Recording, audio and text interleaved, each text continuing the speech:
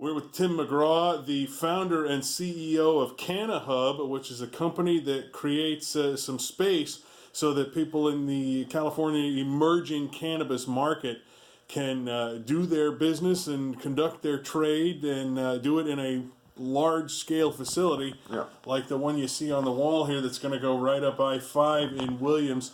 Tim, tell me a little bit firstly about how you came up with this idea of helping these kinds of businesses find this space and the types of businesses that are going to be going in there. Okay. First off, the real opportunity here, the reason that we're in California is California is the largest cannabis market in the world. It's larger than all of the other states that are medical or recreational combined. And that's only going to grow now that recreational is passed next year. So all the tourism, obviously, all the tourists can buy recreational now starting next year. So it's only going to get larger. But the industry is going to consolidate a bit because in order to even apply for a license with the state of California, which you need to sell or operate commercially, in order to even apply for that license, you need to prove that you have real estate zoned for that specific purpose. So if you're a cultivator of 5,000 square feet or 22,000 square feet, a manufacturer, transportation, distribution. With manufacturing especially, we allow for volatile solvents within our facilities, but our campuses allow for every license type except for outdoor grow and dispensary. So everything in between, like I said, manufacturing, transportation, distribution, nurseries, third-party testing labs, even vendors and supply companies to the industry. You know, your nutrients, your cocoa, your pots, your picks and shovels basically for the industry. All of that will be located on one site, which is first of its kind, especially in scale. This site in Williams is 80 acres and roughly 1.2 million square feet. But it'll be made up again of not just cultivators, but manufacturers and everybody else. So the synergies realized and the economies of scale realized from all of these operators being in one park is significant. If you're a cultivator, you'll have manufacturers across the street, you'll have labs across the street, you'll have tissue culture and geneticists, and all of that will be done within this park. We're really excited about the advancements in research and in development that will happen within these facilities. And additionally, the site is fully secured by us, the perimeter. Operators are responsible for their own internal security and biosecurity. But the site is designed down to the landscaping in that it's a sterile facility. You're not going to walk through the grass on the way to your grow in our park. Everything's hardscaped. Everything we do is designed to make this the most efficient and sophisticated cannabis campus in the world. What are some of the advantages in addition to that to putting all of these people together and all these businesses together? Imagine there's some cost savings involved. Oh, absolutely. Transport would probably be the first. And then just general time savings. I know a lot of processors and cultivators that are shipping their product 2 or 3 hours away to be tested. And then they're in line and they're waiting 2 or 3 weeks. Within our park, there'll probably be 3 or 4 testing labs here to service these operators, and they'll be right there. They're going to save on the armored transport. They're going to save on the timing of doing that, because you don't want to just send 1 gram to be tested. So you typically wait until you have a bunch of batches. Here you could rush one, just run this across the street and have them tested. Things of that nature. Additionally, the power in numbers. We intend to start an association of our operators to help lobby in defense of our industry. One thing I've learned is in the 6 years I've been in this industry is you constantly have to be fighting politically to protect your industry and to expand your industry.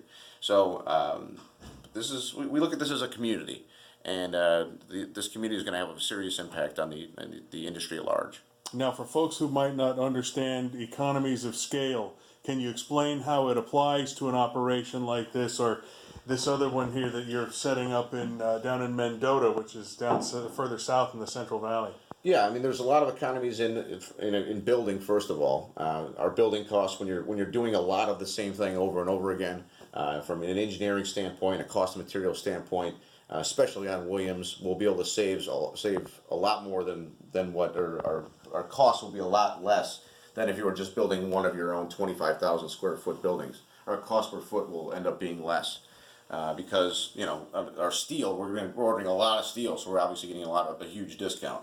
Our power and water, We haven't finalized the engineering on both sites yet, but they're nearly complete. And the Williams site is going to produce about 90% of its own energy. So that's huge. There's not a lot of operators that can say that. We're going to keep Williams essentially off the grid. The power used at Williams will be for life-saving measures and backup power, but there will be the facilities themselves will be powered by cogen or bio, with a combination of solar and a little bit of solar in there too. But that's the first time I've heard of anybody in our industry doing that. Creating their own mini grid. Some other efficiencies. It's kind of it's going to be. That's what I'm looking for. A incubator, so to speak, too. These guys at lunch, there's going to be a lot of crossover with employees. A lot of again, you got to look at this like a campus or a community where this many operators and this many guys at the top of their game being together is only going to help the industry. So I'm excited about just how many advancements we're going to see in the science of cannabis and the chemistry of cannabis and the genetics of cannabis within these parks, because the best of the best are going to be here, and this level of sophistication that we build into these buildings means that these are laboratories, and this is the prime place to do it. So that's exciting. What are the tax advantages for a larger scale group operation? That's a good question. It's a very important question, actually. What's a huge advantage for us and by default our operators is our local permitting costs. Both in Williams and in Mendota, there is no tax on the revenue. There's no excise tax or there's no percentage of gross revenue tax at all. It's purely a price per square foot, which is less than $4 a square foot, and that's it. So large scale operators, a 22,000 square foot of canopy size grower would be saving close to $2 million a year just on that alone. So that's a huge advantage competitively. Now, no matter where you go, there are going to be folks who say, not in my backyard, or have concerns about one marijuana business, let alone a whole business park full of them. Mm-hmm. What do you tell those folks to set their minds at ease? Well, I've never had an issue at any facility that I've been involved with, first of all. We've never had to call the police or anything like that.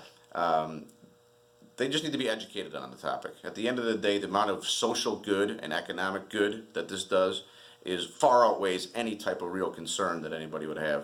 And it's really just educating them on that. Seeing that the opioid abuse has gone down 25% in Colorado, and that's true in any place that has medical cannabis. You see DUI fatalities go down. You see huge sums of money pumped into the school district, like we will be doing in Williams and Mendota. This is a historic change that'll last forever in these towns. So what we're going to do economically for both Williams and Mendota it's hard to overstate. The Williams project alone will have 1,300 employees once it's fully developed, at least. That's a lot of people going to lunch every day in Williams. That's a lot of people filling up their gas tanks. That's a sizable impact that not a lot of other businesses are offering to bring to a town. So it's the social good and the economic good. And the lack of any real downside. I mean, cannabis has never killed anybody, and for nearly 4,000 years of documented use, there's never been a cannabis overdose. So you look at a lot of good and very little potential for bad, and we haven't had a great deal of pushback from anybody.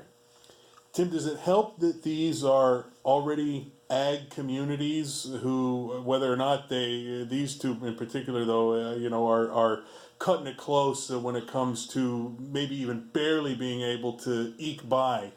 Does that play into any sort of advantage for placing them here? Oh, I think that the economically disadvantaged communities, seeing how much this is going to benefit them. Like I said, socially, it's not just the money, but what the money means. There's less bureaucracy in these small towns, so less of it gets eaten up in the bureaucracy in a really large city or a large county. In smaller towns like this, our impact is direct and measurable. I mean, it's obvious. They're going to have money to redo their roads. They're going to have money to invest in their schools. We are going to be fully funding a Promises program in Williams, which is an education program where kids can get a year's worth of college credit while still in high school. We're working with them on that, and we're only going to expand upon that. We are historically and intend to continue to be a very good corporate neighbor and a citizen, and so beyond just the money, the things that we tend to do within these towns to help socially are going to be significant too. Now, do these kind of facilities require any special infrastructure that might be different from a normal business or industrial park? The largest difference would be power. There's a substantial amount of power that goes into a facility like this.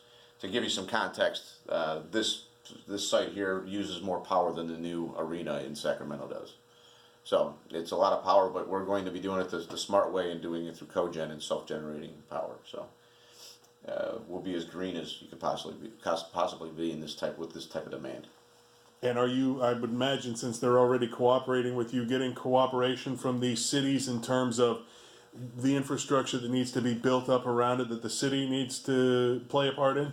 Yeah, I mean we're going to fund nearly all of it, but yeah, the city's been very helpful and just very good to work with. I have to give a shout out to both Williams and Mendota. They've been fantastic to work with.